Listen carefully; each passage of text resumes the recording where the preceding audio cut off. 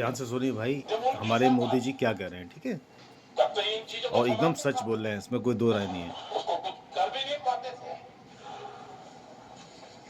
थोड़ा-सा late video उठाई है आदरणीय मैंने ये सभापति जी, हमने इसमें न्यूज़, भी ठीक है? दिक्कत दिखाई। पर भाई इसमें आपको हमने बहुत कुछ पीएसयू से सच्चाई खबर कर सामने दी, आएगी आपको, कितना सच बोल रहे हैं और वाक़ई रिकॉर्ड सच बोल रहे हैं, लगातार कोई दो बड़े राय नहीं है पराक्रम। इसमें। आज एलआईसी बेस्ट तरीके से हिंदुस्तान के पूरे पहले साल ही का ये अपना बैच का जन्म पीएम होता है, हैं जो सच बोलते हैं, ये बात सच है। जिन पीएसयू को कांग्रेस के नेता ताले लगवाने की कगार पर पहुंच चुका था और उसी पर अपनी राजनीतिक रोटी छीनने का प्रयास भी किया गया था, आज हमारे पीएसयू रिकॉर्ड प्रॉफिट पर है।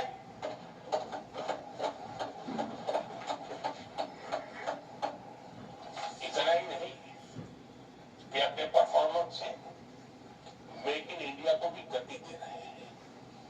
मेक इन इंडिया का जो सपना है उसका पूरा करने में वे भी एक बहुत बड़े कैटलिक एजेंट के रूप में आज भूमिका अदा कर रहे हैं। रिकॉर्ड संख्या में रोजगार बना रहे हैं। इतना ही नहीं, हमारे दो पीएसयू आज विश्व के अंदर जा रहे हैं, विश्व में भी अपनी ताकत दिखा रहे हैं, विश्व के साथ जुड़ रहे हैं, दुनिया के कई देशों के विकास यात्रा में वो भागीदार बन रहे हैं। आज हमारे पीएसयू को बहुत बड़े बड़े ऑर्डर देश से भी और देश के बाहर से भी मिलने लगे हैं। ये अपने आप में मैं जो कहता हूं ना, ये बहुत महत्वपूर्ण पड़ाव पर ये देश 25 साल है, उसका संकेत यहां नजर आता है। आदरणीय सभापति, कांग्रेस ने विश्वासघात करने के विषय में भी हमारे देश के अन्नदाता को भी नहीं छोड़ा। इस देश में 10 करोड़ किसान ऐसे हैं, अब आओ मेन मुद्दे पे जिनके आए हैं अब। पास अब देखो सच्चाई बोलेंगे, मेन मुद्दे 2 पे आए हैं। हेक्टेयर से भी कम जमीन है, छोटे किसान हैं। उनकी तरफ कभी परवाह नहीं की गई, उनकी तरफ कभी देखा नहीं गया। अभी ट्रम्प से हाथ मिलाया है इन्होंने, उस टाइम इन्होंने ये वाली बात नहीं कही थी, ये अभी छोटे ध्यान आ गई किसानों है ना, का करेंगे बलिदान ये वाली था। बात।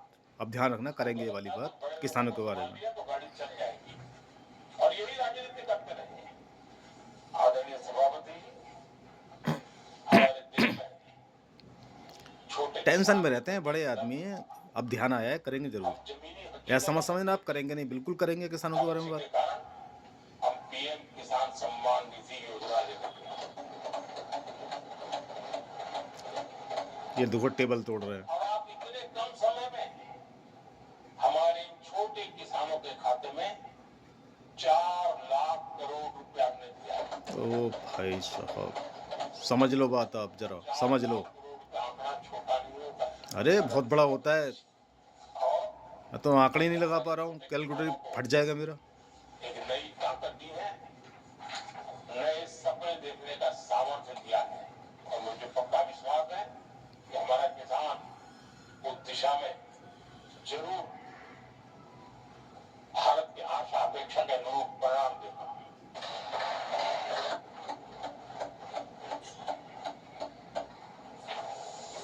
आदरणीय सभापति जी,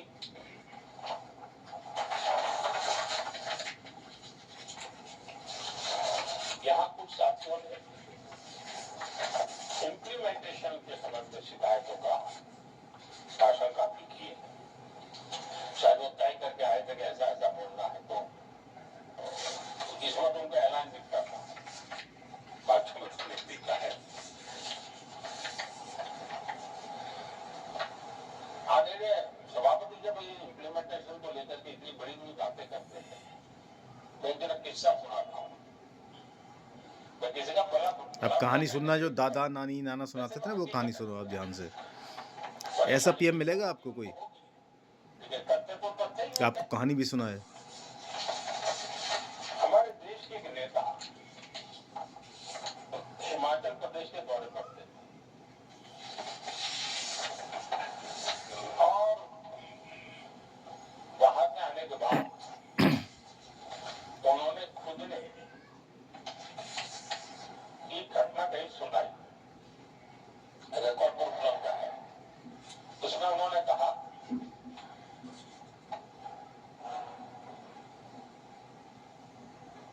नेता ने क्या कहा, मैं उन्हीं के शब्द पढ़ रहा हूं। काफी लंबे समय तक मुझे योजना आयोग से संघर्ष करना पड़ा, क्योंकि वे पहाड़ी क्षेत्रों के लिए अलग योजनाएं बनाने को तैयार ही नहीं थे।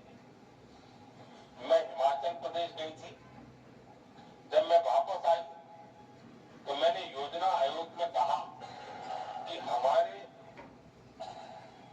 कामदारों को, वर्कर्स को जीप की जरूरत नहीं है, बल्कि खच्चरों की आवश्यकता है, ताकि कम से कम उन पर। दोस्तों, मैं ये कहना चाहता हूँ, मोदी साहब ने जो कुछ कहा है सच में बिल्कुल बहुत सही कहा है। जो लोग साइकिल पे थे वो आज बाइक पे हैं, जो बाइक पे थे आज वो कारों में हैं, जो किराए पे थे वो अपने घरों में हैं, और बहुत लोग तरक्की कर रहे हैं। ये बात सच है कि जिनके बैंक खाता भी नहीं था उनके आज बैंक बैलेंस है, ये बात बिल्कुल सच है। पर एक चीज़ का बहुत बड़ा दुख है और वही मेरी शिकायत है कि जो पैसे के साथ, बढ़ोतरी के साथ, तरक्की के साथ जो नफ़रत बढ़ी है, वो भी इन्हीं की बदौलत बढ़ी है। ऐसा क्यों? उससे पहले क्यों नहीं था? हम सब मिलके दिवाली मनाते थे, मिलके ईद मनाते थे, होली मनाते थे। आज माँ अगर बाहर जाते हैं रात को 9 बज जाते हैं तो माँ कहती है, "मत जा, कहाँ जा रहे हो? बहुत माहौल ख़राब है।" चाहे वो माँ हिंदू की हो चाहे मुसलमान की। आज मेरा हिंदू दोस्त है, मुझसे कहता हूँ, "भाई थोड़ा आ जा, कुछ मिलेंगे तो उससे बातें करेंगे।" नहीं आता, क्योंकि माँ ने मना करा, डल इतनी नफ़रत क्यों? सिर्फ़ मंदिर, मस्जिद ऐसा ही क्यों? आप राजा हो, ठीक है, राजनीति करो, पर ये धर्म ना हमारे ऊपर छोड़ दो। जैसे हम संभालते आ रहे थे, हिंदू हैं अपना धर्म संभालेंगे, मुसलमान हैं अपना संभालेंगे, जैसे संभालते आ रहे थे उतना अच्छे से चल रहा था सब कुछ। इतनी नफरत हो गई है ना, इससे तो मेरा बचपन अच्छा था। जो जवानी में आके ये देख रहा हूँ ना, मेरा बचपन इतना अच्छा था कि मैं, ये लगा लो 4-4 घंटे अगर किसी हिंदू आंटी के खेल रहा हूँ ना, तो मेरी माँ को चिंता ही नहीं होती थी। खाना भी वो खिलाती थी, सारा काम वो करती थी। आज इतना बुरा हाल हो गया है कि बस हिंदू खतरे में है, मुसलमान खतरे में, अरे भाई कोई खतरे में नहीं है। हमारा देश इतना बदनाम हो रहा है इस चीज़ को लेके, इतना दुख होता है। दूसरे देश है ना, हंसते होंगे इस चीज़ पे, बहुत हंसते होंगे, धुतकार करते होंगे कि हमारे मोदी साहब सब कुछ सही चला रहे हैं। कहीं राजनीति में तो कहीं कोई दिक्कत नहीं है, बहुत सही कर रहे हैं, सब कुछ अच्छा कर रहे हैं। बस इस चीज़ को और संभाल दें कि जैसा था ना ये, उसे वैसे ही रखें। इसमें ना वो, मैं क्या बोलूँ, नाम क्या लूँ? बताओ कि ये नाम हटाओ उस दुकान से, ये नाम हटाओ उस दुकान से, ये नाम हटाओ उस दुकान से। उससे क्या हासिल होगा ये बताओ? आज से 40, 50, 60 साल पहले तो ये सब कुछ था नहीं। अब ऐसा अचानक क्यों? उनके ऊपर कोई कार्रवाई भी नहीं होती, कोई कार्रवाई नहीं होती उनके ऊपर। तो ज़ाहिर-सी बात है कि सपोर्ट मिल रही है ना। अभी दंगा फसाद हो जाए, किसी को कोई मार रहा हो ना, तो उसके पास कोई नहीं आएगी, कोई पुलिस नहीं आएगी। और यहाँ कोई अगर दुकान-वुकान का कोई ऐसा मैटर आ जाए, अब 2 दल ऐसे हैं, उनका नाम लूँगा तो शायद सबको बुरा लग जाए। 2 दल ऐसे हैं, उनका नाम लूँगा सबको बुरा लग जाए। पर सच्चाई यही है कि कहीं न ना भेदभाव हो रहा है। आप सब कुछ 10 काम अच्छे करने के बाद में एक काम ऐसा खराब कर रहे हो आप कि वो आपके 10 काम मिट्टी हो रहे हैं। तो ऐसा मत करो, आप वाक़ई बहुत अच्छे हो, और एक काम बस सही कर दो आप, तो शायद आपके सिवा ना कोई होगा, ना कोई है, ना कोई होगा आगे। सच में। मैं एक मुस्लिम हूँ, सच से कह रहा हूँ कि आप जब से आए हो, सच में हमारा देश बहुत आगे, बहुत तरक्की कर रहा है, और इतना आगे हो चुका है कि बहुत आगे हो चुका है। पर बस यहाँ आके ना एकदम ज़ीरो हो रहा है, एक पॉइंट पे आके। लोकतंत्र खत्म हो गया है, एकदम खत्म हो गया है। तानाशाही, ये कैसा है? जो भाई थे आज वो दुश्मन हो गए। नफ़रतें पैदा हो गई दिलों में, क्यों हो गई? नहीं होनी चाहिए ना। आने वाली हमारी जो पीढ़ी है वो क्या करेगी? हम लोग चलो ठीक है, समझदार हैं, पहले से अगर ये चीज़ देखते आ रहे हैं, मोहब्बत रही है दिलों में, तो हम पे फ़र्क नहीं पड़ता। अब आने वाली पीढ़ी तो शुरू से नफ़रत देखेगी ना, तो उसके दिलों में तो नफ़रत होगी, तो आपस में ही देश खत्म हो जाएगा। दुश्मन को कितना बड़ा इसका बेनिफिट होगा इस चीज़ का कि हिंदुस्तान पे हमला करने की ज़रूरत नहीं है, हिंदुस्तान तो खुद मर जाएगा आपस में। इस चीज़ को समझने की ज़रूरत है, समझो आप लोग। अगर मेरी बात गलत लगी हो तो मैं माफ़ी चाहता हूँ, मुझे माफ़ कर देना। बाकी मेरे किसी के लिए किसी का ना दिल दुखाना है, ना किसी को गलत बोलना है, बस इतना कह रहा हूँ कि जो मोहब्बत थी दिलों में वो मोहब्बत रह जाए, और जैसा देश चल रहा था वैसे चलता रहे।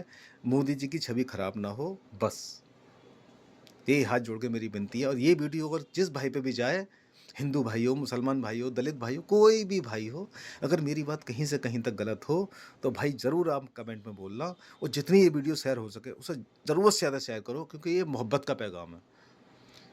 और काश मोदी साहब के पास चली जाए, तो वो भी इस बात को समझेंगे।